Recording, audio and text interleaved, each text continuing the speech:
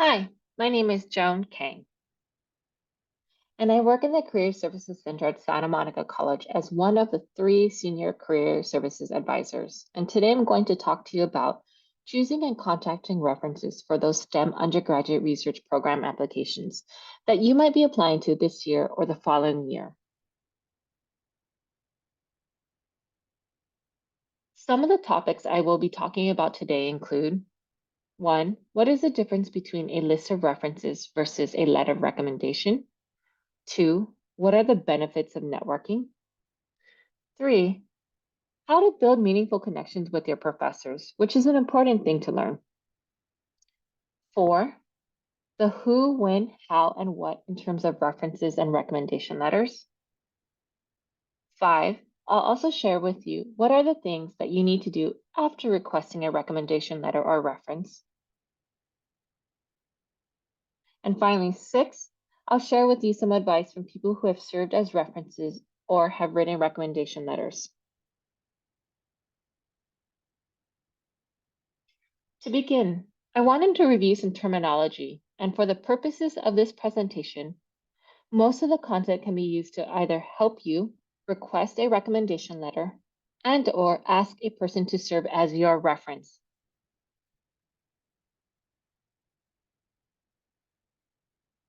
So, a reference is the actual person you listed on a self-created document or on a fillable form provided by an employer or program.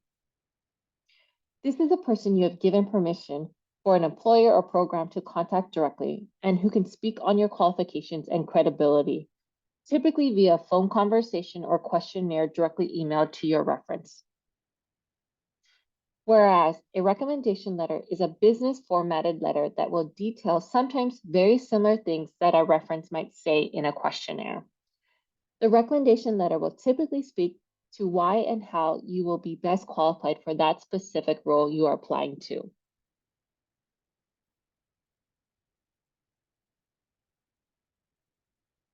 However, regardless of why you might need a reference or why you might need a recommendation letter, in order to get to that point of being able to ask a person, you first want to develop your networking skills.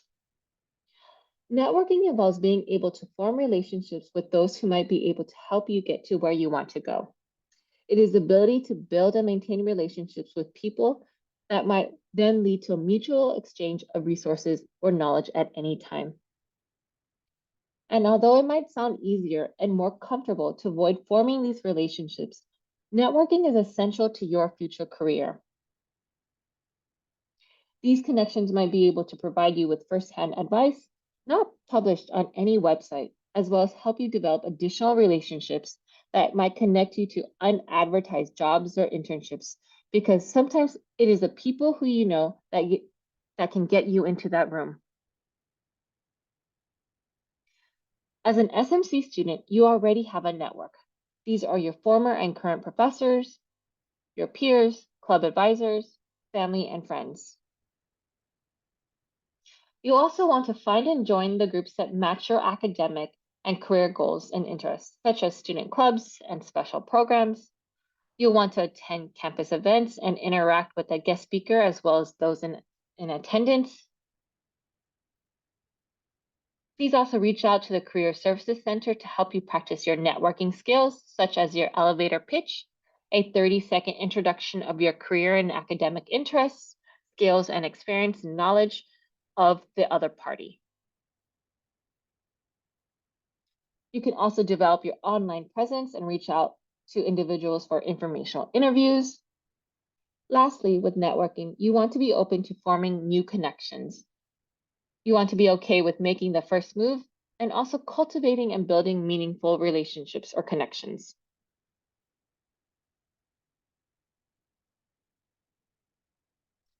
So how does one go about in building these meaningful and professional connections with a professor? Start early. Building a meaningful and professional relationship takes time and patience. Professors are human beings just like you and me, and many of them do want to connect with their students. So 3 ways you can connect with your professor include: one, connecting during your professor's office hours with a thoughtful question, such as one related to a course assignment or thoughts on a reading or discussion. Professors appreciate when their students are proactive and want to meet with them, whether you are needing some help in the class or are doing well. Don't wait for them to reach out to you, or you'll be waiting a long time because, unlike high school and college, it is up to you. And if your schedule conflicts with their office hours, reach out to your professor by email. Explain the conflict and ask if there's another time you both can meet. 2, during your class schedule time and or review sessions is another way to connect with your professor. Participate meaningfully in class or come up with questions and or an interest in the subject matter. If you have the opportunity to, try to enroll in multiple classes with the same professor. 3, some professors even teach courses with an SI component. If so, reach out and ask how you can serve as an SI leader for that class the next term around.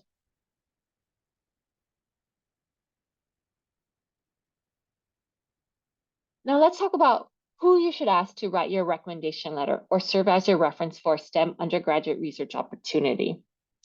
Ideally, you want to ask individuals that are first in the same field as a program that you're applying to. For example, if you're applying for a summer research opportunity focused on using your math skill, a person you might want to ask is your math professor, because that person could speak on your technical skills and your ability to use your math skills in a research setting. Maybe you're looking to apply for a research opportunity, but you have not taken a course in that field. For example, you are interested in gaining some research experience within the field of engineering, but have yet to take an engineering course. Identify a professor who has taught you a skill that is related to engineering or is needed by engineers. For example, a physics professor. If you have the opportunity to conduct research in a college course or through an internship or research opportunity, ask your former PI or research mentor to serve as your reference or write your recommendation letter. Most importantly, you want to choose people who have directly witnessed your technical skill set and can rate your skill level versus someone who might know of or heard of. And also, avoid having friends, family members, and former high school teachers serve as your reference or write your recommendation letters.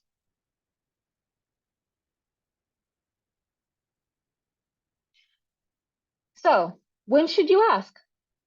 It all depends on if you are actively ready to apply versus you're thinking about an opportunity sometime in the near future.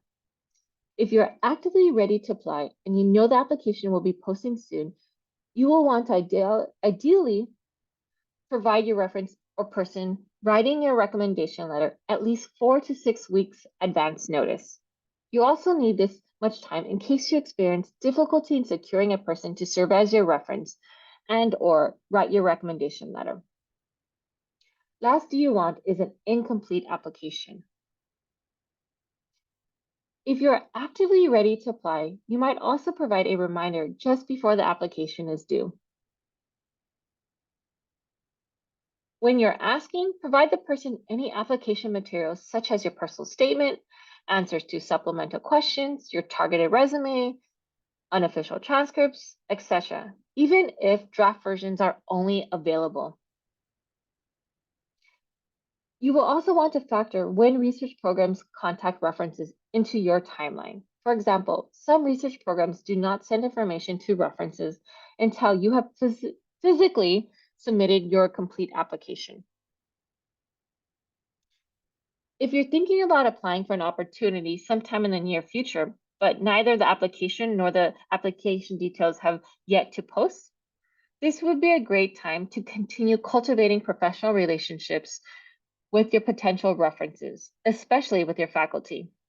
Involve them in your academic and career search process. Share with them why you are interested in that STEM field. You never know, this might lead to finding a mentor.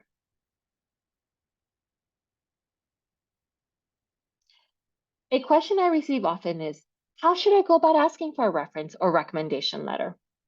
I think this depends on the faculty member and your already established relationship with that person.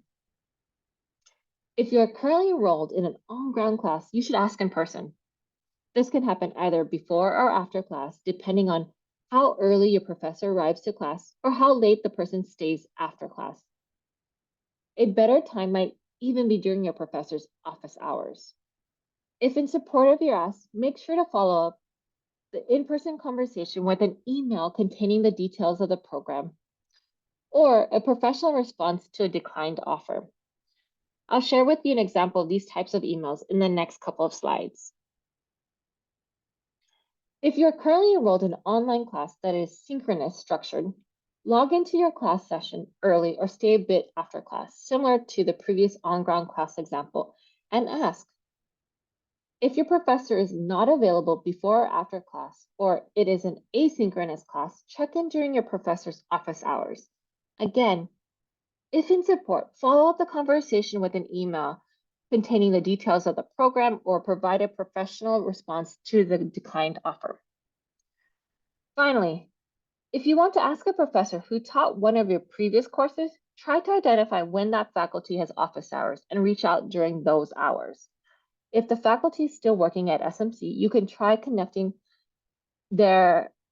could try contacting their academic department for more information.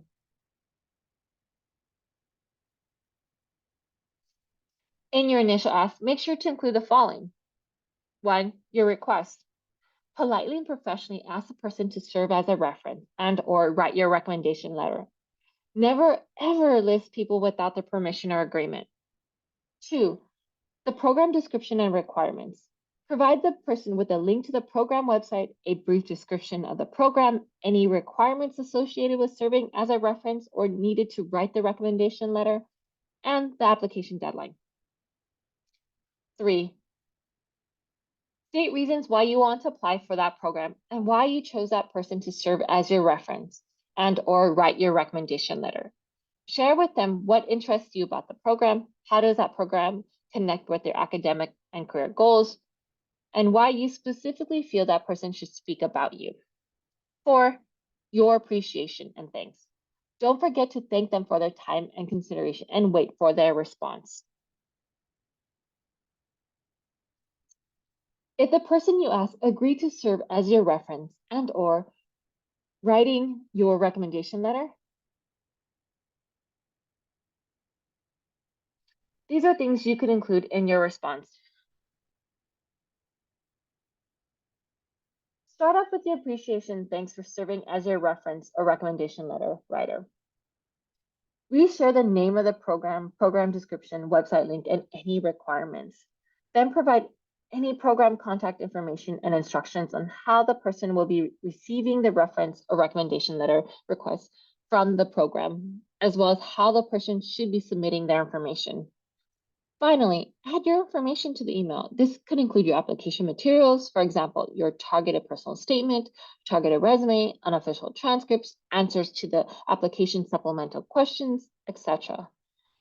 If you're not completely finished with your application material, share and note the information is a working draft.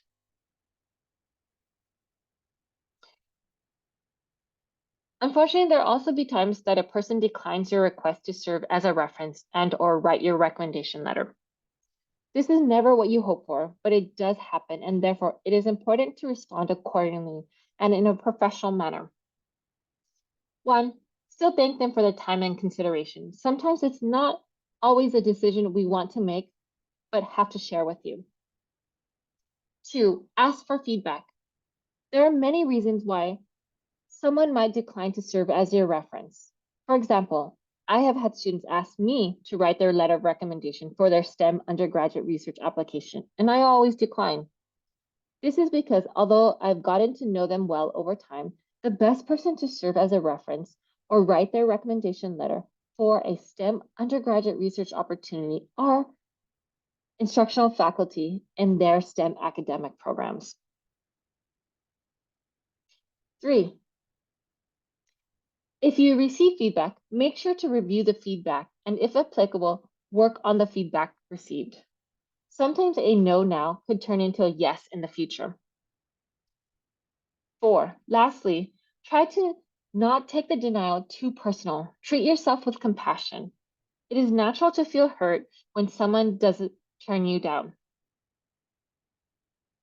View the response as a learning opportunity, then focus on the next step, which is moving forward, trying to find the next person to serve as a reference or write your recommendation letter.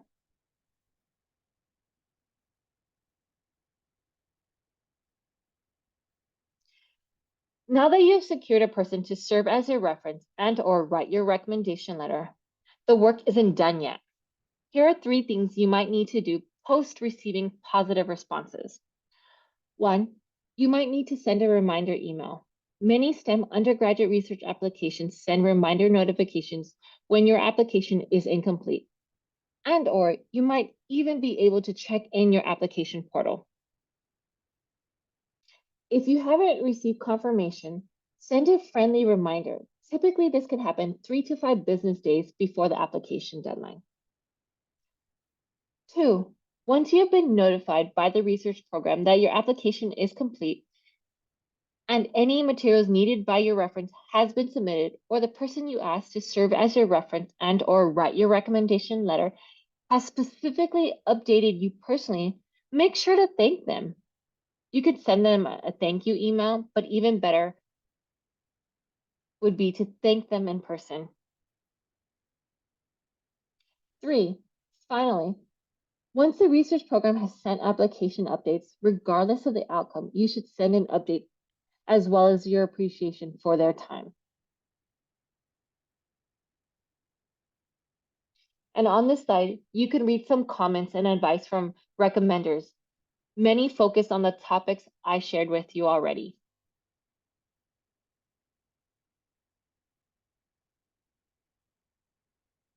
As an SMC student, you have access to various resources. 1, the Career Services Center provides information on how to explore your career major in depth, whether you have a major in mind or you are undecided. We also share with students employment-related resources, whether it is focused on finding and applying to a job, internship, research, and or volunteer opportunity, to assisting with resume, cover letter writing, interviewing skills, etc. Don't wait until your last semester to see us. We suggest meeting with us at the beginning of your academic journey here at SMC. After learning about the skills you need in an industry from this career services team, it is important to share this information with your academic counselor. Your academic counselor can help you create an ed plan that includes both your major, transfer, and career goals. These are academic counselors in the Transfer Center, but you can also find academic counselors in various programs on campus, including, but not limited to, Veterans, International, Adelante, Black Collegians, EOPS, Athletics, etc. 3, here at SMC, we even have a STEM program that is specifically geared to support your STEM goals, and that includes STEM academic counselors, workshops, tutoring, etc. The STEM program is open to all STEM majors. You don't have to apply to utilize most of the resources provided by the STEM program. However, there is the STEM Mass program within the STEM program that does require an application. Talk to the STEM program for more information on the STEM Mass program. They are currently located in Drescher Hall on the 3rd floor. To help you with your writing needs, you can access 2 resources on campus. 1, the Writing and Humanities Tutoring Center, which provides support in any subject and at any stage of the writing process. They are also located in Drescher Hall. You could check out their website to see when they are available for support. And 2, English 1E. English 1E is an online writing consultation class that offers feedback on rough drafts. You can add this class by requesting the ad code on their website. If you're interested in reaching out to us in the Career Services Center, which I hope you are, here is more information about us. You can book appointments with us via our website. You could also even ask to meet with a certain person or discuss a certain topic, career-wise, or a Career Center resource.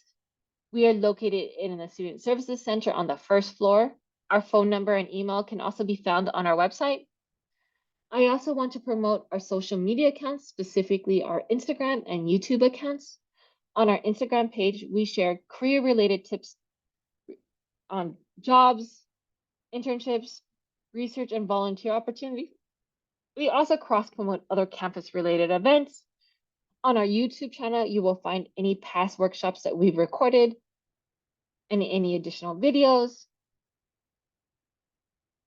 If you're looking to meet with me in particular, I am also located in the Career Services Center here at SMC. The best way to reach me is to email me directly versus calling my direct line. If you are in need of an appointment, please let me know for what reason and your availability, Monday through Friday from 8 a.m. to 4 p.m.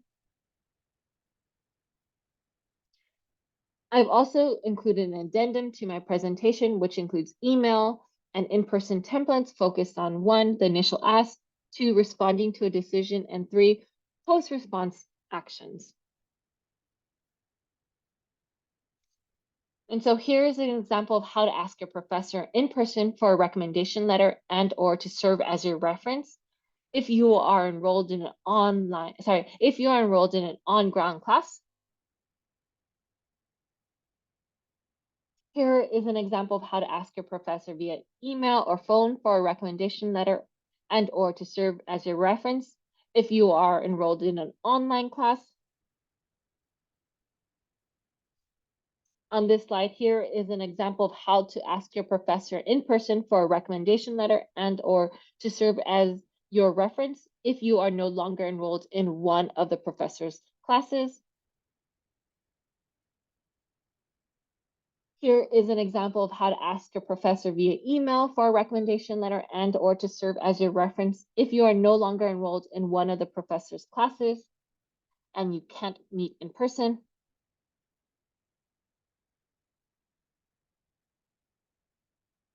This is what you might say in person or by phone if the professor agrees to serve as your reference and or write your recommendation letter. This is what you might say in an email if the professor agrees to serve as your reference and or write your recommendation letter.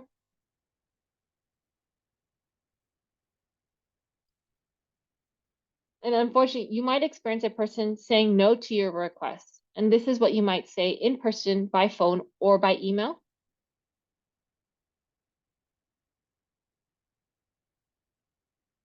If you are needing to remind the person to complete any reference forms or to submit your recommendation letter, these are templates you can use for an in-person or phone conversation as well as in an email. Once you have received notice that your reference has submitted any reference forms or your recommendation letter has been received, whether from the program directly or the person you asked personally updated you, here's what you might share with them in person, by phone, or email.